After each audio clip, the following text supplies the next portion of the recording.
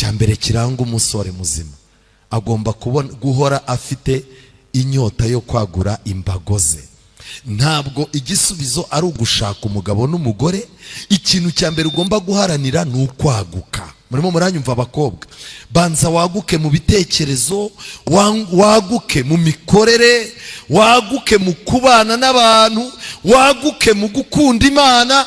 Ibyo bintu bizagufasha kuruta kwiruka. Kwaguka ni ikintu gikomeye. Uyu muntu yasenze neza, ndabikunda cyane. Mu gitabo cyambere cy'ibyo ku ngoma hari umuntu wasenze neza witwa Yabesi. Igitabo cyambere cy'ibyo ku ngoma igice cya 4, Yabesi yari afite ikibazo, ntiyigeze abana na se, yabanye na nyina w'umunyabibazo, nyina yamubyaye ari mu gahinda. Yabesi akura ari umusore ukennye, udafite ubushobozi, ufite ibibazo, umusore ushaka ejo hazaza akahabura, umusore udafite aho akomoka hafatika. Nkuko namwe mwese ureba imbere ukahabura, ukabona ubuzima bwawe bwa gisore buragucanze, ukibaza uko uzaba umugabo bikakuyobera.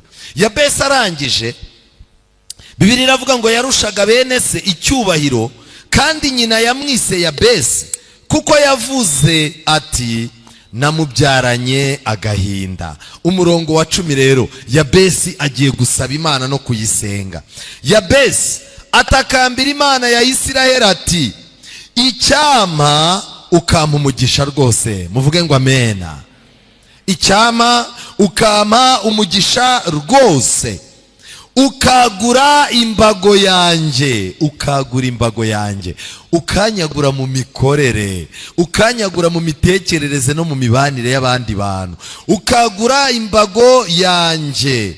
Bibiliya irakomeza ikavuga ngo kandi ukuboko kwawe kukabana nanjye, ukandinda ibyago ntibimbabaze. Nuko Imana imuha ibyo agize gute?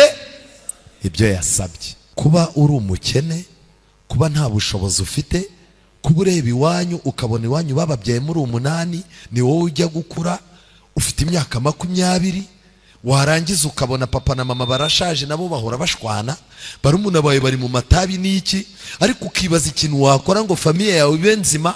Wanareba n'ahazaza hawe ukabona nuhareba. Ikintu cyihutirwa ukwiye gukora ni ugusenga nka Yabesi. Imana ikaguha umugisha, ikakwagurira imbago, yarangiza ikabana nawe aho ujya hose, kandi ikakurinda ibyago kugira ngo utababara.